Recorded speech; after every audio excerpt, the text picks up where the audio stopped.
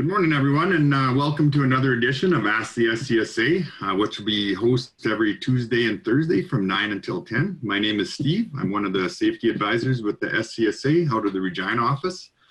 Joining me today are my fellow teammates, Kieran, Adam, Terry, and Ashley. So let's just take a minute and let them introduce themselves. Terry? Morning, my name's Terry, and I'm a program auditor.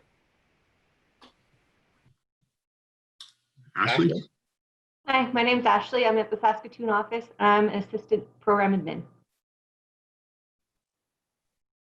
Adam? My name's Adam Drummond. I am one of the training technicians here at the SCSA. And my name's Kieran. I'm a safety advisor out of the Saskatoon office. Welcome, guys. Thanks for joining today. We're just going to run through some quick housekeeping items before we get started. For those of you who haven't watched with us before through Zoom, when it comes time to answer or ask questions, use the Q&A feature, not the chat feature. The questions will tend to disappear and we'll never be able to get to them. If you're through Facebook Live, we do have a advisor watching through there that will feed the questions into the Q&A. So feel free to do your questions live through there. We are also recording these, so if you can't see all of it today or ever want to go back and watch other ones that we've done, you can go to our website and the links will be on there. So we're going to do our best to get to everyone's questions today, but before we do, we put together a special game show edition of Ask the SCSA. It'll be called Who Wants to Be a Safety Professional? I hope that we can get her going live through here. It's going to be a little bit of a learning session in regards to differences between the HCSO and NCSO. Kind of the things that you'd learn in either one of those programs going through there. I am myself currently working through it. I think most of the rest of the people on this panel have their NCSO designations. Kieran, can you tell us a little bit what to expect for running through the whole program a little bit? Steve, I actually don't have the NCSO either. I'm working on the experience. So there's a total of 12 classroom classes that you have to take as part of the NCSO program, as well as have some relevant construction experience. So what you have to expect is what you can expect to study in those courses. Yeah, and that's same with me, Kieran. We're just getting through. There's the nice thing is now there's a lot more courses available online that haven't been in the past. So getting started with your NCSO or HSA program, if you don't quite have the experience yet, you can get started now. We don't have to wait for necessarily classroom classes to open up to join. I believe we are ready to get going with our Who Wants to Be a Safety Professional. Justin, you want to use that screen share? So for today's game show here, I'm going to be asking 12 questions that one would learn when becoming or trying to become an NCSO or an HSA. Ashley has agreed to sit in the hot seat and give us her final answer to each of the questions. As with any great safety program, she is not alone. She is not only allowed but encouraged to collaborate with the other panelists. She can also refer to the chat feature on Zoom. So for those of you watching on Zoom, I highly encourage you to when you see the question come on here, type in your answer as quickly as possible and help Ashley out when it comes to answering these 12 questions.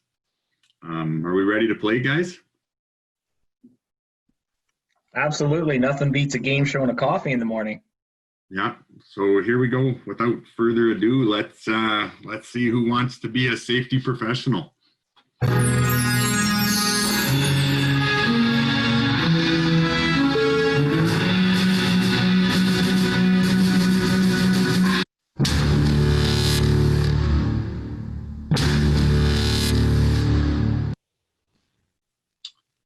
All right, So the safety policy should include which of the following? Management's commitment to provide a safe and healthy work environment, a commitment to work in a spirit of consultation and cooperation with the worker, address accountability and responsibility for all workplace parties, all of the above. All right, so just looking at these answers, I'm just going to talk them out with you, Terry, and then we can just kind of discuss what we think. Management's commitment to provide a safe and healthy work environment. To me, that seems like it should be in a statement. A commitment to work in a spirit of consultation and cooperation with the workers. To me, that word spirit of consultation is a little bit different, but because it's legislation, that kind of makes sense. Address accountability and responsibility for all workplace parties. To me, all of those should be in a policy, but Terry, what do you think? Well, I'm a little stressed out from that opening music. That's putting on the hot seat right there. But yeah, actually, as working as an auditor, those are all things that I look for when I'm looking through someone's policy. So yeah, in my opinion, is definitely all the above. Perfect. So I will go with D, all of the above. That's your final answer? It is. All right, well, let's see.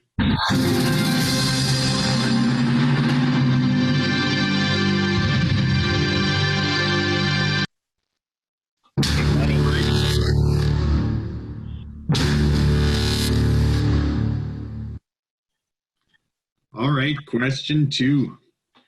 A hazard assessment is a PSI, a JHA, FLRA, all of the above. Okay, so now that we got the first question under our belt, I feel a lot better.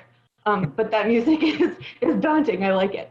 So I do know that JHA, a job hazard assessment, FLRA, field level risk assessment, and I'm not sure what PSI is. Terry, do you know?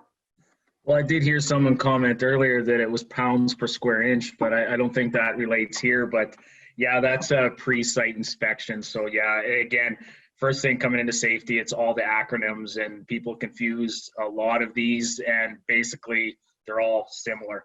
So it's just different acronyms. Perfect. So talking with Terry, I think we're going to go with all of the above, D.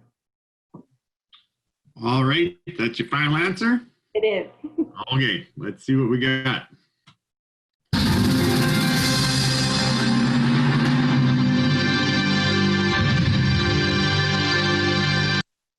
All right, 2 for 2 here, guys. Go on to question 3.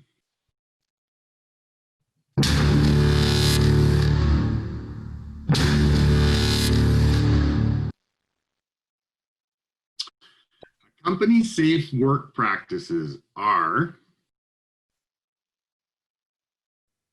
a chronological step-by-step guide to complete a task, the do's and don'ts of a particular job, tasks rarely done, critical tasks. Okay. See, the question had said practice, right? It was a practice?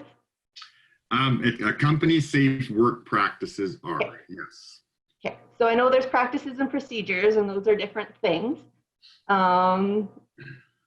Practice, a chronological step-by-step guide to a complete task, the do's and don'ts of a particular job, tasks rarely done, or critical tasks. Terry, I'm going to talk this one out with you again. So I don't think it's a critical task, and I don't think it's a task rarely done. Yeah, great question. Because yeah, I agree. This is one that definitely comes up so often, and people mistake, like you said. Yeah, there is the practices and the procedures, and yeah, definitely the practice is to be the do's and don'ts. It's as simple as that. It's a practice, so it's just the do's and don'ts. It would be the procedure that would be that step by step. Perfect. That's what I needed to know. Thank you, Terry. So we are going to go with B.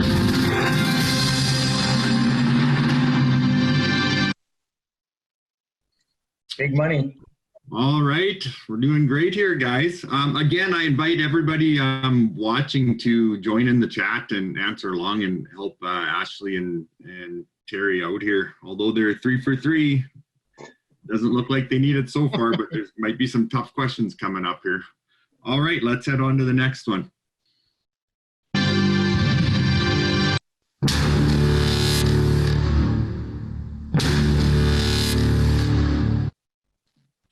I don't know if it's any of you guys, but that music actually gets more intense as this goes along here. I don't know if we're getting deeper into the questions and you're staying perfect. So that question seems a little more, or music seems a little more intense. All listed company specific critical tasks should never be done, only be done by managers, have safe job procedures written for them, only be done by workers. All right, so I don't think it's never be done. And only to be done by managers. I don't think it's that one either. I'm going with C. Terry, what do you think? Well, I agree with Steve. It's getting more stressful with that. I kind of want to know, Steve, how much money are we risking on this each time? Well, there's no money on the line here, but there's probably a coffee in the future for you if you get this done right. And you're keeping your work site safe, I guess, the biggest reward, right? Well, absolutely. The work has to be done. So I agree with you, Ashley, that it's obviously not never be done. Work has to still be done. But yeah, make sure they have, I think, procedures for them for sure is what my answer is. Perfect. We will go with C. Have safe job procedures written for them. All right, well, let's see what we got here.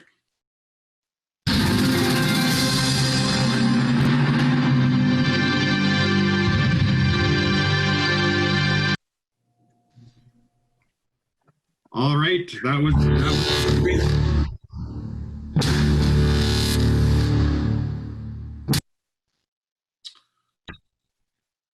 all right, we're ready for question 5. When it comes to personal protective equipment, a company should have a system in place to inspect and maintain basic specialized PPE, ensure it is worn properly, provide training, all of the above. Well, PPE is the last line of defense. I know you do want to have a system in place to inspect and maintain basic and specialized PPE. I know that you want to ensure it's worn properly because that's your last line of defense. Provide training, that would make sense. I'm going to go with D, but Terry, what do you think? 100% agree with you, Ashley. You're correct on that. It just companies got to make sure again that they're providing that training and making sure that it's done. So again, as we're talking about that NCSO and HSA, that the HSA is going to put that stuff in place and make sure that paperwork's done, make sure all that documentation to show the records and that everything's being inspected, and that NCSO generally being on the field should be ensuring that it's worked properly. So definitely, you're 100% correct. Perfect. I do agree with you. It does need to be documented or else it doesn't happen, right? So we have to make sure everything is documented, but I'm going to go with D, all of the above.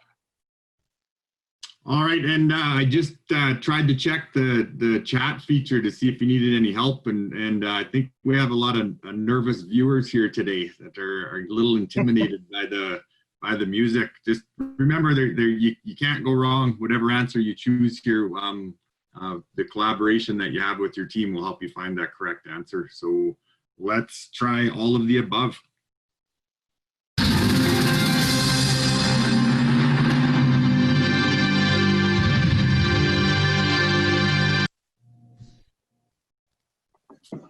All right, guys, here we go. Question number 6. I'm getting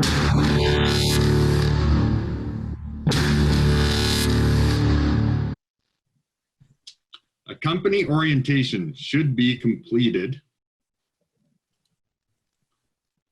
once the employee has time to settle in, when the worker is familiar with their job, when the employee has had a few days to study, or before starting work.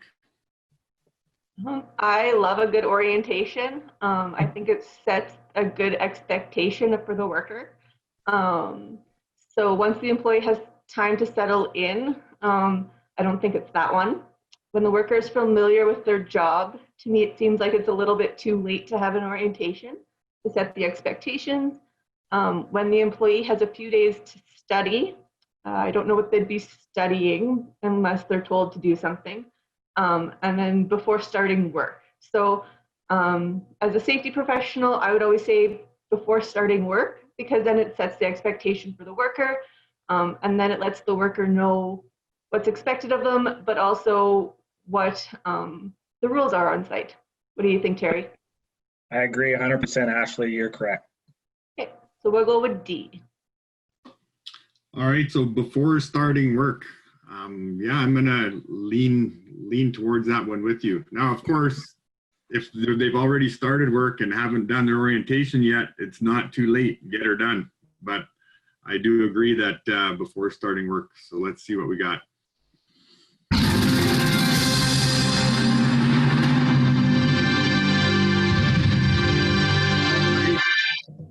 Doing a great job here, guys. We're on to question 7, and we're perfect so far. So the music's going to sound a little more.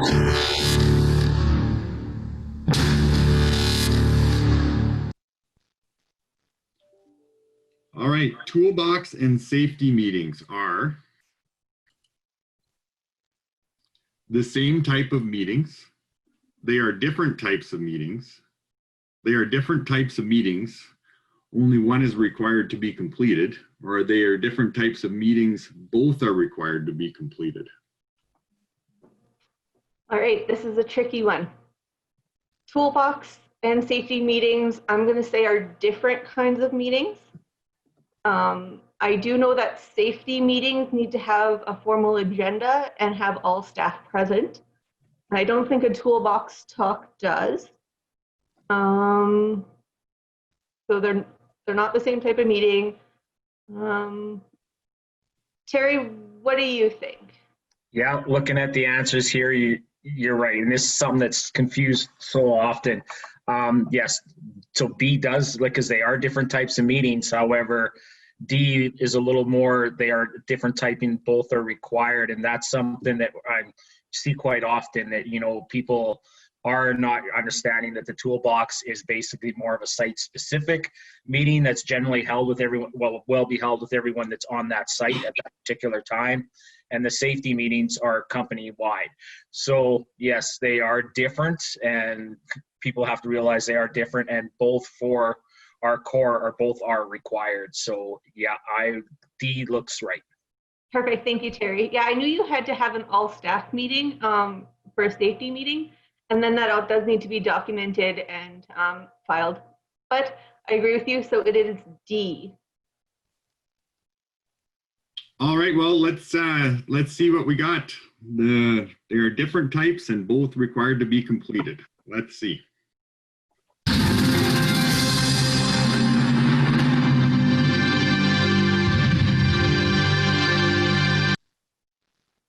All right, 7 for 7, guys. Let's move Buy on. donuts.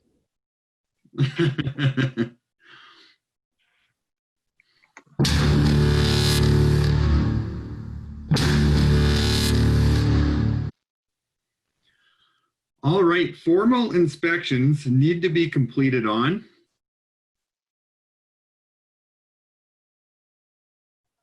the job site and all company facilities, completed by senior management only, completed weekly. All right, a formal assessment. So I do know that the job site needs to be done.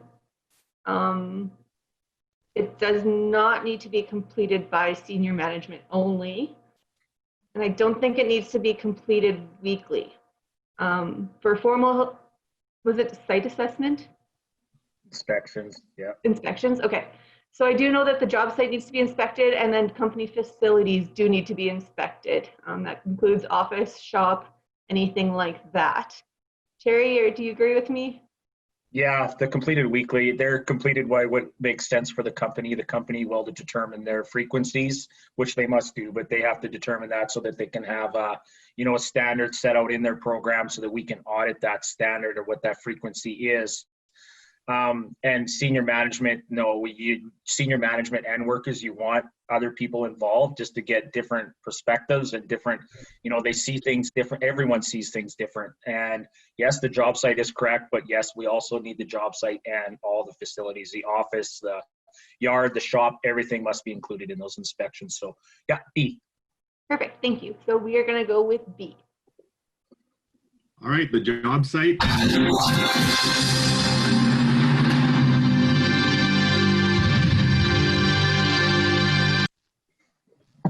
All right, way to talk it out there, guys.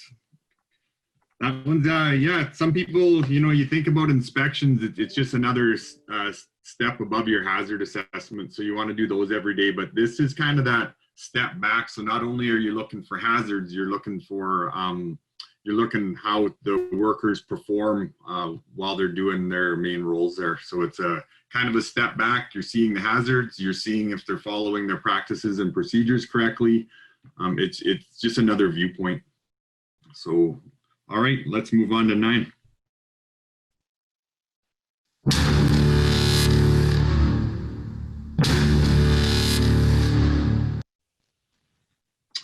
So when should safety program policies, practices, and procedures be reviewed?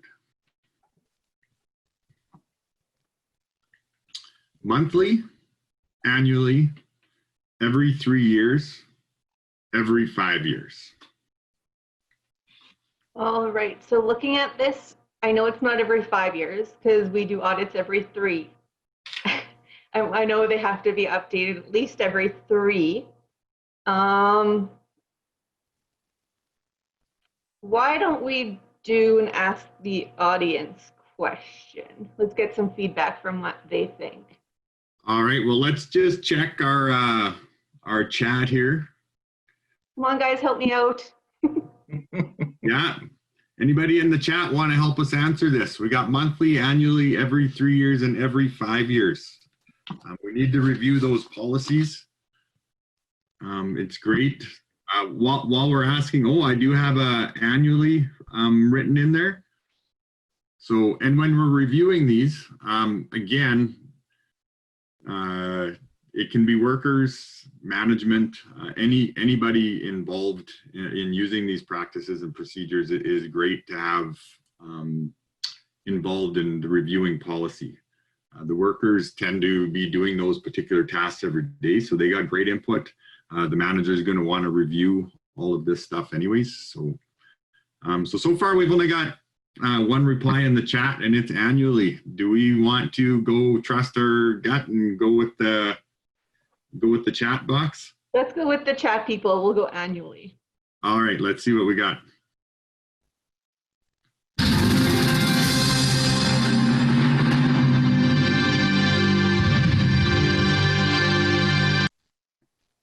All right, great job to the viewers on that one. On to the next. Question 10.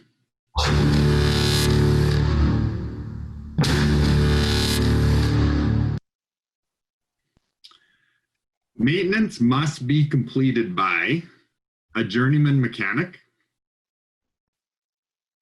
someone with experience, a competent person, friend or family. All right, so if I was looking to get something fixed, I definitely want someone with experience, but I don't think that's the answer. I don't think you need a journeyman ticket to fix something. Terry, what do you think? I think I know what it is, but I want your 2 cents. Yeah, that's a great question because so many were so close, right? People, yes, you want someone to experience exactly that. If it's something with your vehicles, journeyman mechanic, sure, that'd be great if you have a journeyman, but is it required for someone maybe just doing fluid changes, stuff like that? No. So you're right. Competent person, competent means training and experience. So that my gut says 3 for sure, that it's definitely competent, requires those 2 criteria, so I C. Okay, I agree with you, Terry. That's what I was leaning to. You do want someone with a little bit of training and knows what they're doing when they're fixing something. So I agree. We're going to go with C. All right, a competent person. So training, knowledge, and experience is what we would like. Let's.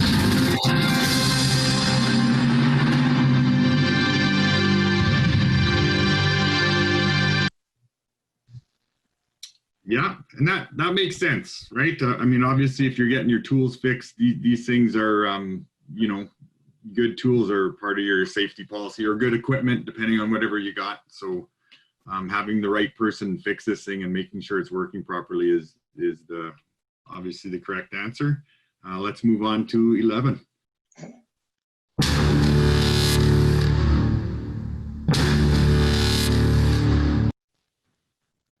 All right, first aid supplies and trained personnel are based on the size of the job site, number of workers and distance for medical facility, or budget. Well, let's hope that it's not the budget because we're putting ourselves at risk here. Talking it through,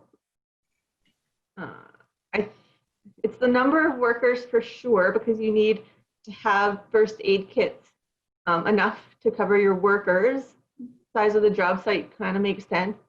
But I like the part where it says distance to medical facility, because if you're far away from a medical facility, I think you'd want a little bit more first aid, maybe a first aid person on site, depending where you are.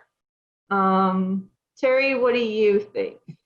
This is getting stressful now that we're down to the last two questions. I want the perfect record, but I'm glad this one came up. So this one, yes, for sure. I know this one, and it's based on the regs. It's table 9 and 10, I believe, that it's definitely based on the two criteria, the number of workers and the distance from the medical facility. So yes, confident with C. Perfect, thanks, Terry. Where was that table in the legislation? It was table 9 and 10. Perfect.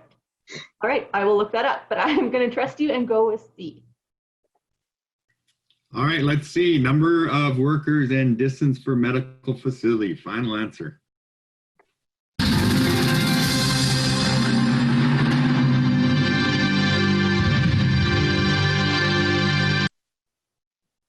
All right, that's great. We're down to the final one here, guys. There's only one more and we'll be perfect on here. So we really encourage the chat for the last one on here. Get involved. We're 11 for 11. We're going to need your help to make sure we're good on this one. Let's head to 12.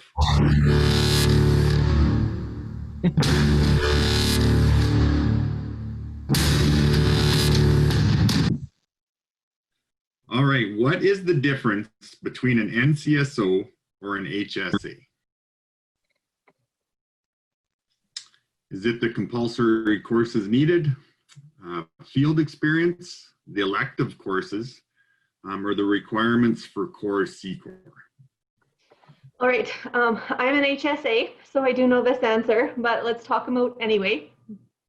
So I do know that the NCSO and HSA do have the same courses that need to be taken. Requirements for Core and C-Core, that is not the right answer. The electives are both the same for the NCSO and HSA. So I'm going to say the 3-year field experience is the difference between the two designations. All right, field experience. What do you think, Terry? I think Ashley's got it. That's a perfect question to finish it off here. That yes, that's really the same courses are taken, the same electives. So the only real difference is that field experience, and then currently that the NCSO has to write the national exam. But it's definitely the 3 years of field experience. All right, well, let's see what we got here.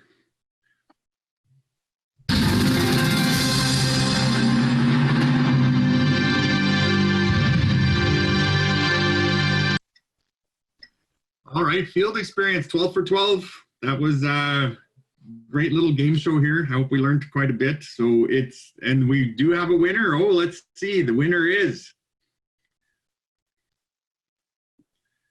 It looks like the company that employs NCSOs and HSAs would be your winner. And that would be very correct. Obviously, you know, having a NCSO and a HSA in your company to keep your safety up to par and have somebody with that kind of knowledge in regards to a bunch of different safety avenues is a great person to have in your company for sure. All right,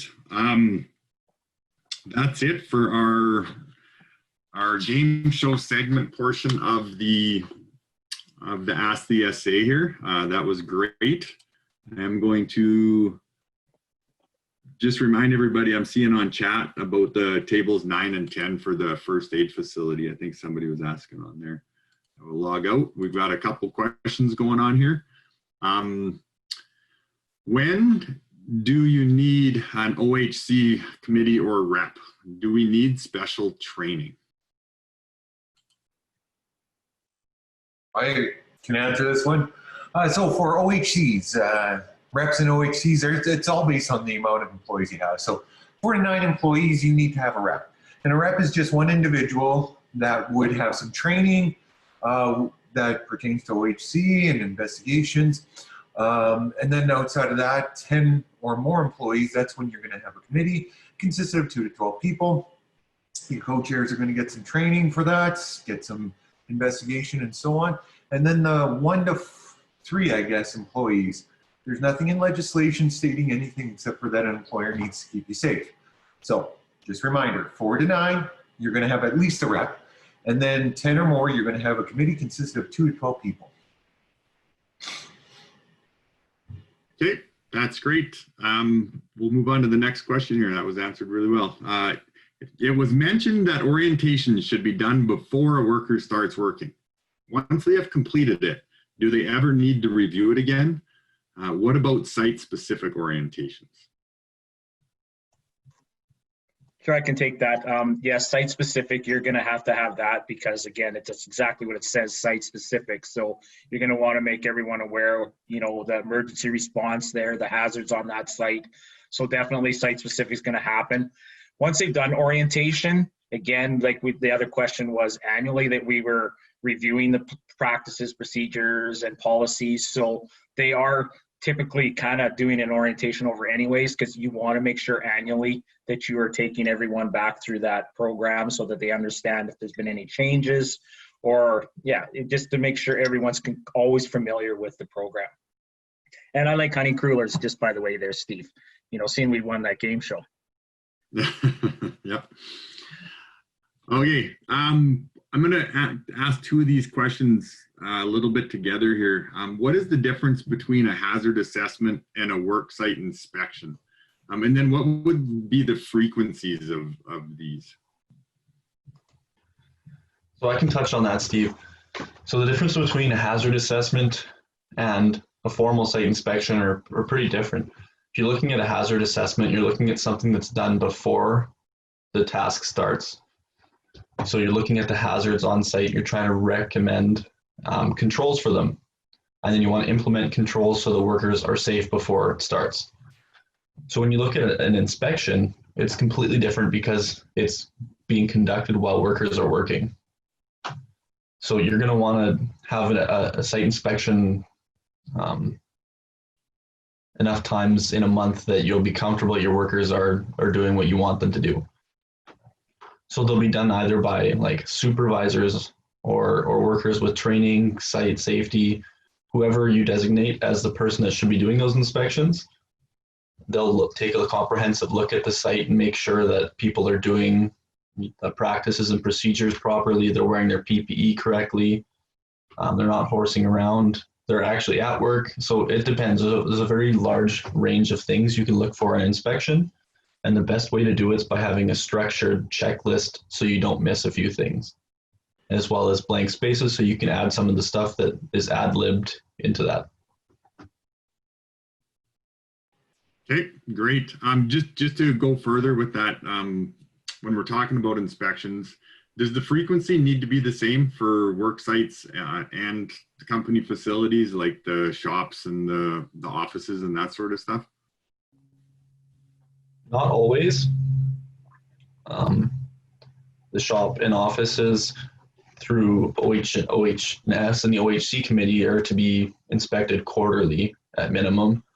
You could do them as much as the other places, but it might not have as much impact as spreading out your resources to do more site inspections. I'll add to that a little bit, Rick, or Steve, there is that, just familiar, because people do the inspections on job sites. So you're trying to, like Kieran said, that might have a checklist with some blank spaces as well on there. So you're might be checking your first aid kits on top of that as a site inspection, your fire extinguishers. So if you're going to broaden that frequency when you're actually on for your office or your shop, and I've seen it happen before where then, because they're not using that same list, they might not be checking their extinguishers monthly, which is a requirement. So if they add that to something else, whether it's in their vehicles or there's certain things that do require a monthly inspection. So they don't have to do their shop or office monthly, but they have to make sure some of those things are still checked monthly. Can I also add? I'm a big legislation fan, and inspection of police employment is section 28 of the legislation in the regulations. And just so you know, because anybody who's going for core, there's two things you have to follow when you're following core. Our rules as SCSA for core, and then whatever legislation says. Now, these are just the facts. I'm a big facts guy. So I'm going to read it to you. An employer, contractor, owner shall enable members of a committee or a representative to inspect a place of employment at reasonable intervals determined by the committee or the rep and the employer. So there it says that somebody from your OHC or your rep needs to do that worksite inspection. That's ledge. And just so you know, core also says that we need to have a supervisor and a worker doing the worksite inspection. So remember, there's two parts to that rule. If you're going to be core, you have to follow ledge as well. You got to remember that you've got to have a committee member and a supervisor and a worker. That might be a supervisor who is on the committee, 2 people as one, and then a worker. And that's all I wanted to butt in for. Okay, no, great answers. Ashley, you're the only one that didn't answer that one. We'll give you the next one here. Do I need both a practice and a procedure for each task?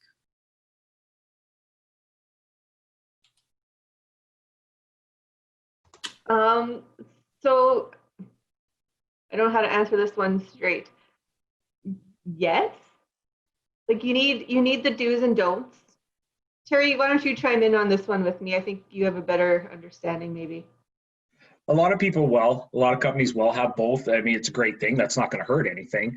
But ultimately, and sometimes you don't. It depends on the task that you're doing, right? So if you're, especially when we talked about critical tasks, when you deem it critical, a company deems it critical because, they don't do it that often, or they've had lots of incidents with it, that it's critical to them because they've had incidents where people have got hurt, or it's just simply dangerous that someone could get seriously hurt. Under that criteria of a critical task, then we absolutely need to see a procedure. Then we need to see a step-by-step how to do that. So if it doesn't fall into that realm, it's a company specific. We'll decide whether we want both the do's and don'ts and step-by-step, or, which makes more sense. There are some things that, you're not going to require a step-by-step how to do something that's really not that big of a deal. You just want the simple do's and don'ts. So, that's kind of didn't completely straight up answer that, but it gives them some ideas on what that would be and what it would look like. Oh yeah, Ashley, like you said, partly it is, you could almost say yes, because to have a practice and a procedure for both never hurts. But, just to make sure critical tasks are important, make those your procedures. And then beyond that, yeah, have practices, your do's and don'ts, and your step-by-steps for everything you do. The more your employees have to refer to is a great option. But to say absolutely have to, other than critical tasks, no. So great. So what is the process for obtaining either an HSA or an NCSO designation? I can answer that one. So for HSA, because you don't need site experience, it's just an application on our website. You can do it before you start taking the courses, during, or not necessarily after, but if you've done all the courses and you don't have a designation, you can throw in an application. And And then for the NCSO, it's a little bit more paperwork, but there is an application as well as a letter of criteria. So we do need the employer to write a letter about what your experience has been within the last 3 years. We like to see stuff like what you've done on site, how you keep your workers safe. We do, on our website, we do have the letter of criteria, so you can print it off, hand it to your employer, and then it shows exactly what we need. But then, like I said, you don't have to apply before taking the courses. You can do it before. During is a little bit different because of the site experience, but you can always rely on HSA. We're always here. But yeah, it is just an application. Okay. And then just talking about that 3 years experience for the NCSO, it doesn't need to be the last 3 years, correct? Just 3 of the last 10? That's correct, yeah. So 3 construction years experience within the last 10 years. And that can also be by more than one employer, is that correct as well? So you could get 2 criteria letters if that's what it took to get your 3 years of experience in?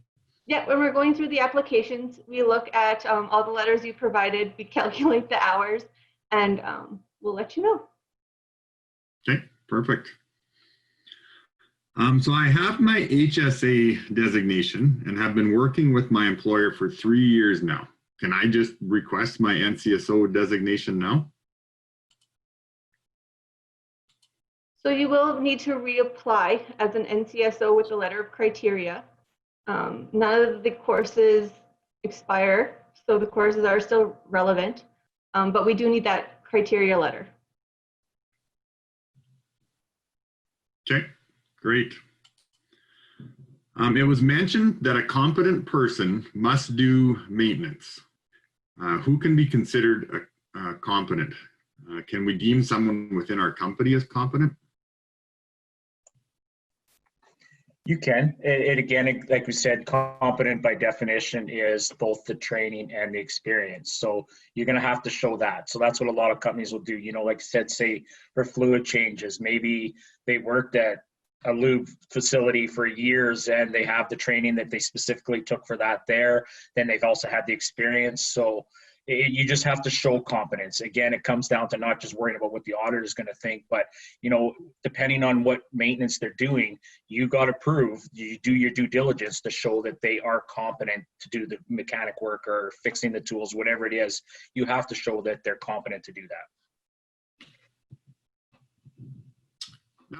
Actually, I'm just going to extend on a question onto the competency of who does the maintenance. Now, when it comes to who does the inspections of your equipment, do you also have to be competent there, or, you know, it just the frequency you do your inspections and then you decide whether it's good enough? What's your level of competency for just doing the inspections?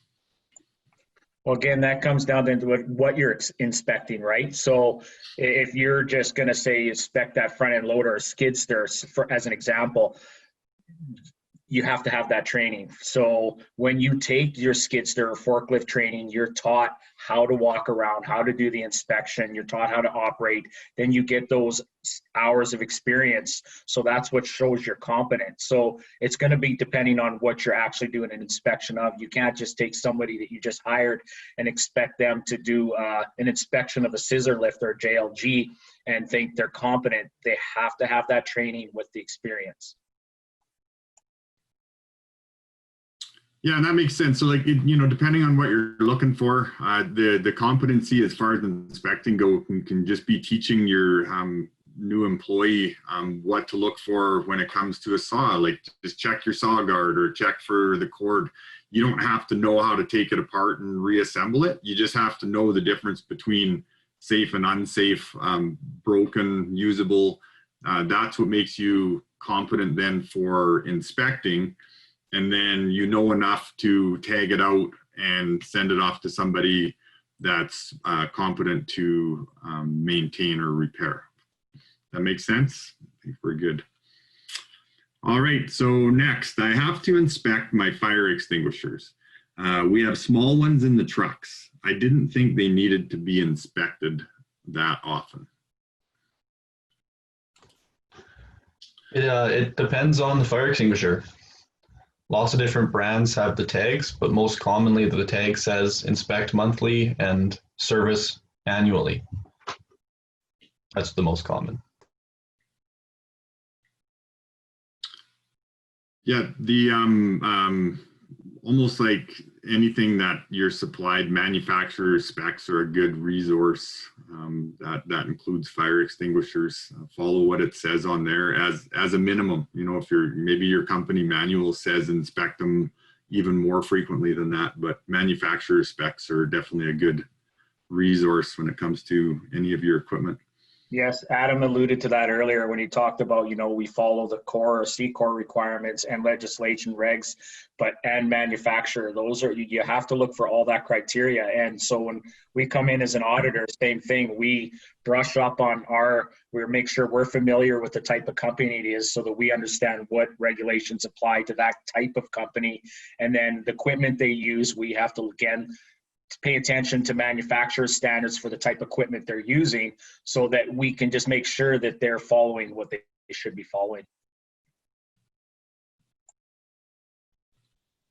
All right, so how do I know if a task is critical? You know, we talked about procedures need to be written for all our critical tasks. So what exactly how do you get on the critical task list? Okay, again, the easiest way to look at that is just 3 criteria. You're definitely looking for one, it's exactly what it sounds like, critical task. It's dangerous. So someone could get seriously hurt. So that's first criteria, how you're gonna deem it, your company as a critical task. Another one is, and these could be specific to you versus any other company. You decide, you know, under the criteria, we've had lots of incidents with it. It could be using a ladder. Maybe you've had a few people fall off that ladder lately. So you deem that a critical task that you want people to understand step by step so that they're doing it properly. And then the other one is maybe you don't do it that often. And a company that does something that's, you know, semi-dangerous and they do it all the time, they're familiar with it. So they decide it's not a critical task to them, but you don't do it very often. So, and you could possibly get hurt. So you're going to decide specifically to you that it's a critical task for your employees and that you want them to make sure they understand the step-by-step process to make sure they're familiar with how to do it. Okay, and then yeah, when I think of critical tasks, these are always good things to bring up in your toolbox talks every Monday. Is just think about what you're going to do during the week and address your procedures. The thing that doesn't get talked about enough is at the top of your procedures list should be the PPE that you're using for that particular task as well. So not only are you doing the step-by-steps, you're addressing the PPE that would be required on top of your you know, your day-to-day hard hat and safety boots, that sort of thing. But everything that needs to make that job safe is in that procedure. All right, so I was a CSO about 10 years ago. What would I need to do for NCSO? I could answer that one. So in September 2019, the grandfathering program was over. So if you are a CSO and want to update your NCSO to the status, take the new exam. You will need to do a little bit of paperwork. You have to reapply into the program with your letter of experience. The classes that you've taken do not expire unless they have an expiry date on them. But it is just a little bit of paperwork to get into the new program. Okay, perfect.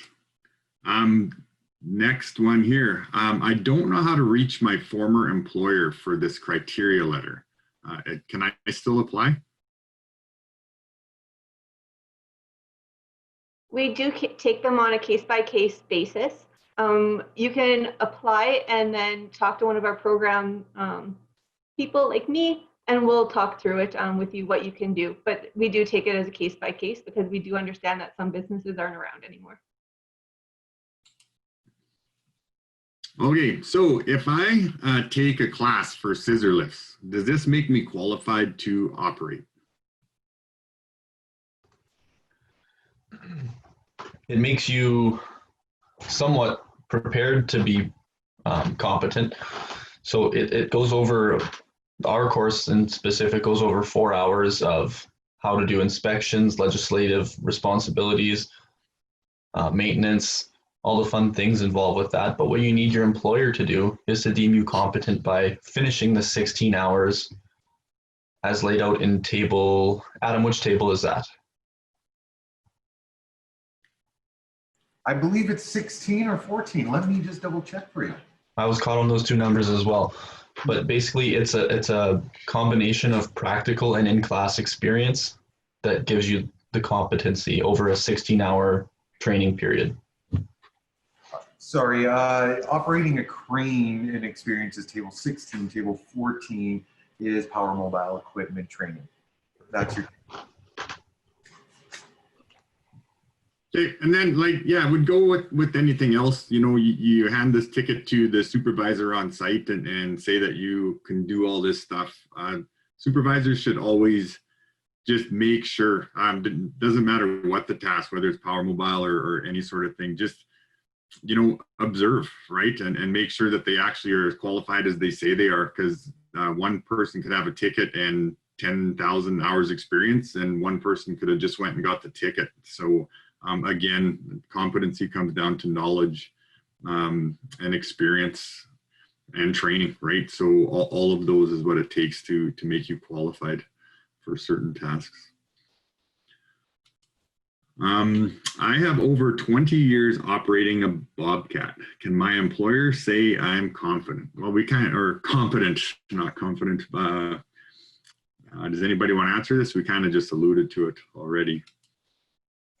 No, you're still going to have to take the training. Again, that's my background's been that too. And I had been on a Bobcat specifically, if he's talking that, I've been on it for years and years, but no, I still had to go take the actual training course as well to show that you had both the formal training and then obviously the 16 hours is covered because of that skill set right there. And it's the same thing when they came to train me. I'd been on it for years, so they deemed the hours as fine. The whole practical experience was deemed right there on the spot, but still had to actually take the training course as well. Okay, yeah, no, that's great. Next question. I was told I need a written plan for wearing my harness. Is this part of core?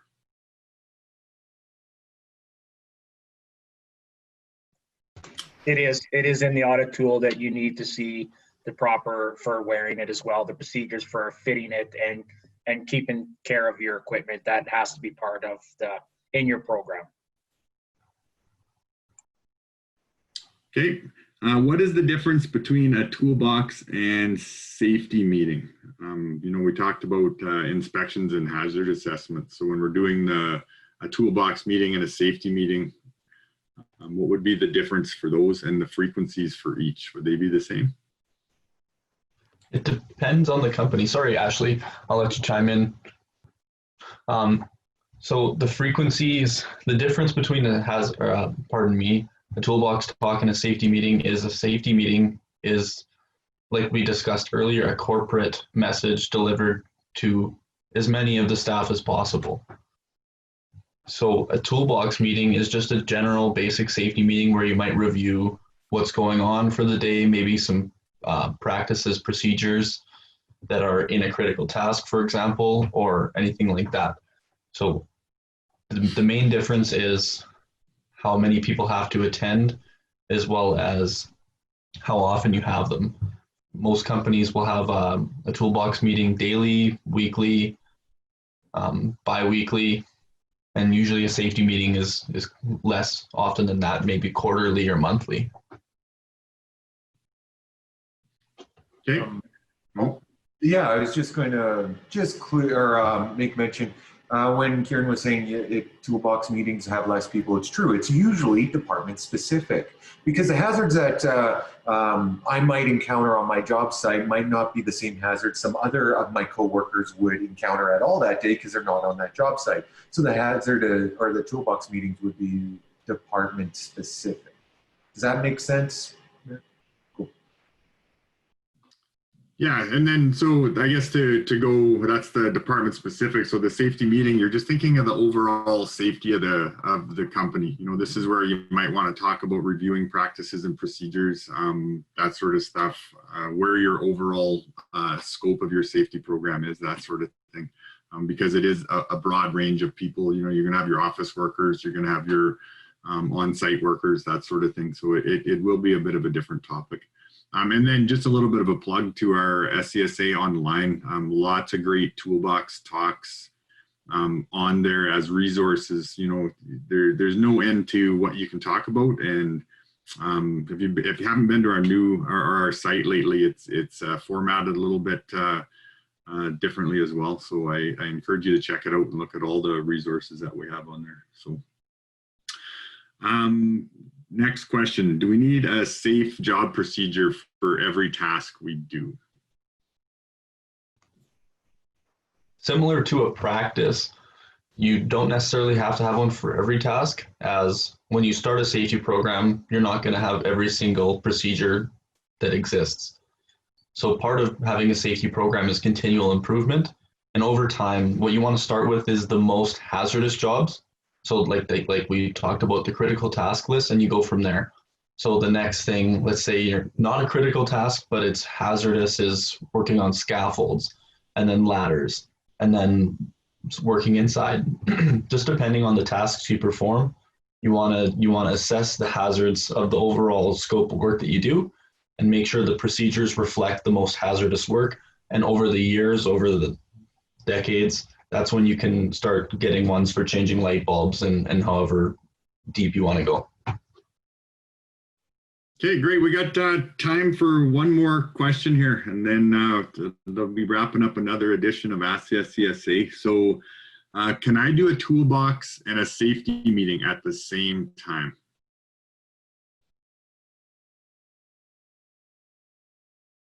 Anybody want to answer that one? For core, you could. Go ahead, Adam. Sorry, I'm going to say no, because they're two different things. One's a safety meeting, one's a toolbox talk. That would be impossible to be able to do those two things at the same time. You'd bend time. No, I'm just kidding. But no, you can't do a safety meeting and a toolbox meeting at the same time. They are two different meetings with two different messages. One's going to be a corporate message for all the employees at your business, an organizational message. One's just department specific, people that are just going to be exposed to those hazards or that information for that day. Okay, thanks, Adam. And you know, we got some more questions rolling in, but it is 10 o'clock. We are out of time. So thanks to all the panelists for joining in. I thought the game show was great. Thanks, Justin, for putting that together for us. Yeah, so this wraps up. You're invited back for the Thursday edition here as well. So take care.